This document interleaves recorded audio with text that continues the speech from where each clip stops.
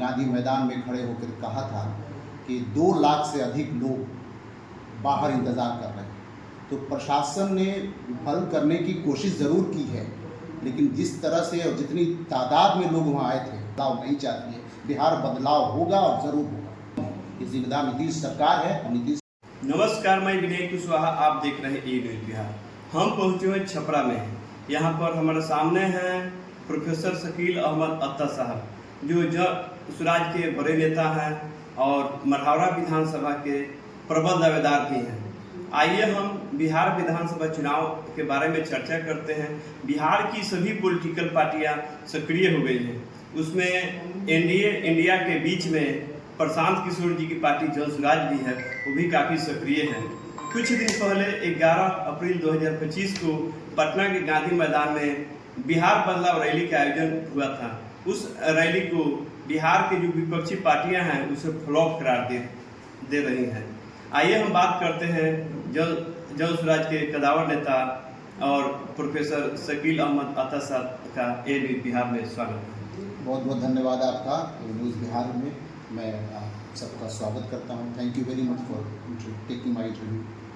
Sir, Bihar में जो rally हुआ था 11 अप्रैल 2025 को, बिहार बदलाव रैली, उस रैली को विपक्षी द्वारा उसे फ्लॉप करार दिया जा रहा है, क्या बात है? आपने भी और पूरे बिहार की जनता ने देखा कि जो गाड़ियां कहां कहां खड़ी थी और जो प्रशांत जी ने वहां पर गांधी मैदान में खड़े होकर कहा था कि 2 लाख से अधिक लोग बाहर इंतज़ार कर रहे हैं।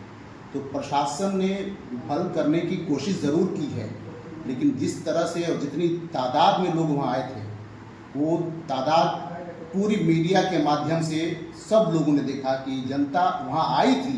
इसलिए शो को फ्लॉप कहने के, विपक्षी के कहने से फ़र्क नहीं पड़ता है। शो बिल्कुल फ्लॉप नहीं था, बल्कि शो शानदार था। वहाँ नहीं पहुँच पाना कम तादाद में, लेकिन जितनी तादाद में भी पहुँचे थे वो दूसरे पार्टियों के तादाद तब भी अधिक थी। जो लोग भी वहाँ गए थे, मैं भी वहाँ मौजूद था, जो लोग भी वहाँ गए थे वो देख रहे थे कि इसके पूर्व में भी जो रैलियाँ हुई थी, जितने भी लोग आए थे वो उससे उन बाकी पार्टियों से ज़्यादा वहाँ गया। इसलिए इस शो को फ्लॉप कहना सरासर गलत है। शो फ्लॉप नहीं था, शो पूर्णतः कामयाब था। लोग अपने घरों से निकल के गांधी मैदान के लिए आए थे और चारों तरफ शासन ने उनका सपोर्ट नहीं किया, उनको रोका और उनको फ्लॉप करने की कोशिश की। लेकिन वहां नहीं पहुंचाने का बिल्कुल मतलब नहीं है कि जनता बदलाव नहीं चाहती है। बिहार बदलाव होगा और ज़रूर होगा। आप इसे किसे जिम्मेवार मानते हैं कि बिहार के लोग वहां पर पटना पहुंचने के लिए घरों से निकले और गांधी मैदान तक नहीं पहुंच सके? इस बात को हमारे माननीय नेता प्रशांत जी ने स्पष्ट रूप से मन से कह दिया था कि जिम्मेदार कौन है। ये जिम्मेदार नीतीश सरकार है और नीतीश सरकार के वो अधिकारी जो लोग हैं, जिन लोगों ने उस चीज़ों को मैनेजमेंट नहीं किया। बहुत पहले हमारे नेता ने, हमारे जन स्वराज के जो अधिकारी हैं, वो सब लोगों ने शासन को बता दिया था कि कितने लोग आएंगे, कितनी गाड़ियाँ आएंगी, किधर से आएंगी। जवाबदेही नीतीश सरकार के अधिकारियों की थी या नीतीश सरकार की थी। अभी जो रैली हुआ था, बिहार बदलाव रैली, उस रैली में प्रशांत जी बोले थे कि जो ब्राह्मण विवाह कराता है वो श्राद्ध भी कराएगा। और कुछ ही दिन के बाद में अभी बिहार बदलाव यात्रा भी प्रशांत जी शुरू किए हैं। क्या इसको माना जाए? एकदम सत्य बात है। आपने देखा कि 2015 में अगर हमारे माननीय नेता प्रशांत किशोर जी साथ नहीं दिया होता नीतीश कुमार का, तो नीतीश कुमार का सफाया हो गया होता बहुत पहले। ये देन है हमारे माननीय नेता प्रशांत किशोर की कि जिसकी वजह से नीतीश सरकार दोबारा आई थी सत्ता में, और उनको इस बात का एहसान मानना चाहिए थे। तो उन्होंने ठीक ही कहा है कि अगर उन्होंने वो लाए थे तो निश्चित रूप से वो शराब भी करा देंगे। वो उनके पास दोनों शक्ति होती है, जो बनाता है वो बिगाड़ भी सकता है, तो खेल बिगाड़ देंगे। आप सत्ता में आपके रहने की जितनी तमन्ना है इस बार खत्म हो जाएगी, और कहा तो सच होकर रहेगा। देखिएगा आप 2025 का चुनाव देखिए, और बहुत ही रेयरली ऐसा हुआ है कि प्रशांत किशोर की जो भी भविष्यवाणी है वो गलत साबित हुई है। वो भविष्यवाणी है कि इस बार नीतीश कुमार बिहार के मुख्यमंत्री नहीं बनेंगे, तो नहीं बनेंगे, ये प्रशांत किशोर ने कहा है, वो सच साबित होगा। आप देखिए 2025 का चुनाव होने दीजिए। बिहार की जो राजनीति है इंडिया और एनडीए के बीच में होता है, और तीसरे प्रशांत जी हैं।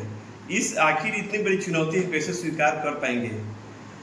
बिहार की जनता पिछले कई दशकों से तीन लोगों को, तीन पार्टियों को अपने सत्ता हाथ में दी रही और प्रशांत जी इस मामले में सफल हो गए हैं बिहारियों को ये बताने के लिए कि ये तीनों लोग असफल लोग हैं और बिहार इनके हाथों में अब तक जिनको जिनको बिहार की जनता ने सत्ता सौंपी, इन लोगों ने बिहार के युवक के साथ खिलवाड़ किया है, बिहार को बदनाम किया है, बिहार को उन्होंने डाउन कर दिया है, बिहार तरक्की नहीं किया है।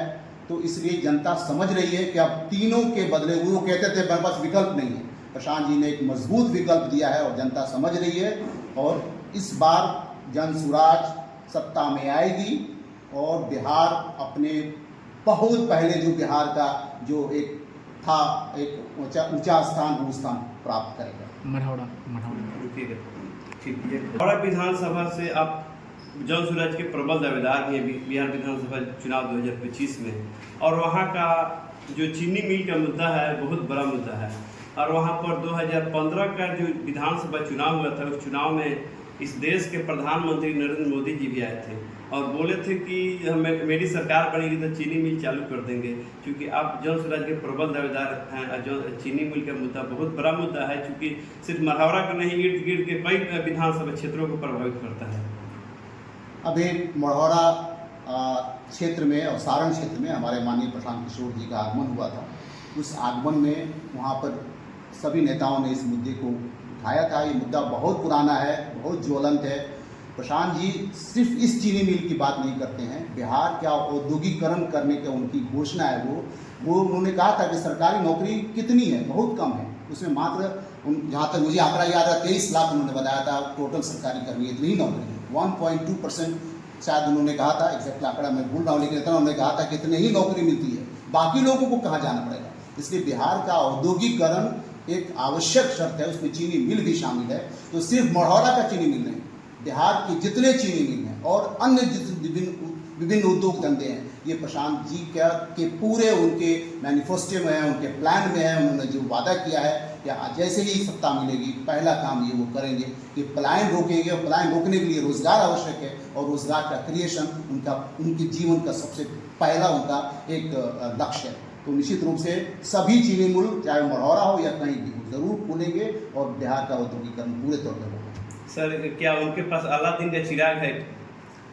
आप अगर प्रशांत जी को क्लोजली मॉनिटर करते होंगे और देखते होंगे तो प्रशांत किशोर बिहार के नहीं बल्कि भारत के ऐसे पहले नेता हैं जो बात बोलते हैं वो बात यूं ही नहीं बोलते हैं, उस बात का पूरा रिसर्च होता है, उस बात की पूरी मैथमेटिकल कैलकुलेशंस होते हैं, तब वो बोलते हैं। बिहार का उनके पास अलादीन का चिराग नहीं है और किसी के पास नहीं, लेकिन जो उन्होंने बिहार को बदलने के लिए तरीका वो भी उन्होंने पब्लिकली बता दिया कि क्या करने वाले हैं। उन्होंने कहा था कि कई लाख करोड़ रुपए बिहार का पैसा गुजरात में जाता है, अहमदाबाद में जाता है, वहाँ जाके यहाँ के पैसे तो वहाँ औद्योगिकरण हुआ।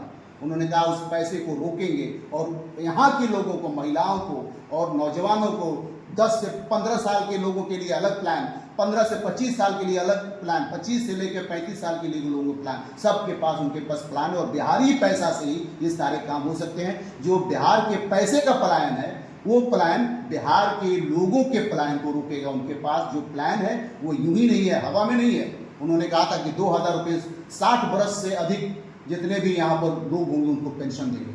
तो ये उन्होंने कैलकुलेशन करके बताया कि टोटल एक साल में कितने पैसे लगेंगे और बिहार की आमदनी कितनी है और कितना आप दे सकते हैं। ये उन्होंने जितनी बातें कही हैं वो एक हिसाब से कही, वो अलादीन का चिराग नहीं है, उनके पास पूरा करने का एक तरीका और कैलकुलेशन और एक मैथमेटिकल कैलकुलेशन। सर, आप मढ़ौरा विधानसभा के प्रबल दावेदार हैं, सारण सहित बिहार के लोगों को क्या संदेश देना चाहेंगे? मैं सारे बिहारियों से मैं कहना चाहता हूँ कि आप सब लोग साउथ के जो राज्य हैं, जो दक्षिण भारत के जो राज्य हैं, उनसे सबक सीखिए। वो लोग प्रत्येक 5 वर्ष पे अब सरकारें बदल देते हैं और सरकार बदलना लोकतंत्र की खूबसूरती है और विकास का पहला द्योतक है। बिहार के लोगों को ये बात समझना होगा कि हम लगातार किसी के साथ इतने समय तक आप जब देंगे तो बहुत दिन एक घर में एक जगह जो लोग रहते हैं उनके पास एक दूसरी तरह की जड़ता आ जाती है। उस जड़ता को समाप्त अगर बिहारी लोग नहीं करेंगे तो निश्चित रूप से बिहार बदलेगा नहीं। और उनके पास हमारे नीतीश बाबू ने तो पिछले पूरे आप देख रहे हैं कि उनकी मानसिक स्थिति कैसी हो गई है। सब लोग पूरा बिहार देख रहा है कि एक ऐसे आदमी के हाथ में हमारा बिहार है जो अभी सही तरीके से सोच भी नहीं सकता। क्या इसका मतलब मेडिकल चेकअप कराकर मेडिकल बुलेटिन जारी करनी चाहिए सरकार को? इतने सारे जब सवाल लोग उठा रहे हैं विभिन्न लोगों से, और खासतौर से हमारे माननीय प्रशांत किशोर जी जैसे बड़े नेता प्रश्न खड़ा कर रहे हैं, तो सरकार को चाहिए कि उनको उनके मानसिक स्थिति के बारे में स्पष्ट बुलेटिन, मेडिकल बुलेटिन जारी करना चाहिए, ताकि बिहार के लोगों को लगे कि जो बिहार का मुखिया है वो सही है और बिहार का भविष्य एक सही हाथों में है। मालिक को कभी भी डिस्टेबलाइज और मेंटली जो है वीक नहीं होना चाहिए। मालिक मजबूत दिखाई देना चाहिए। मालिक अगर देखने में कमज़ोर दिखाई दे रहा है तो निश्चित रूप से बिहार में अराजकता फैलेगी। इस अराजकता को रोकने के लिए मेडिकल बुलेटिन जरूर जारी करना चाहिए। बहुत बहुत धन्यवाद।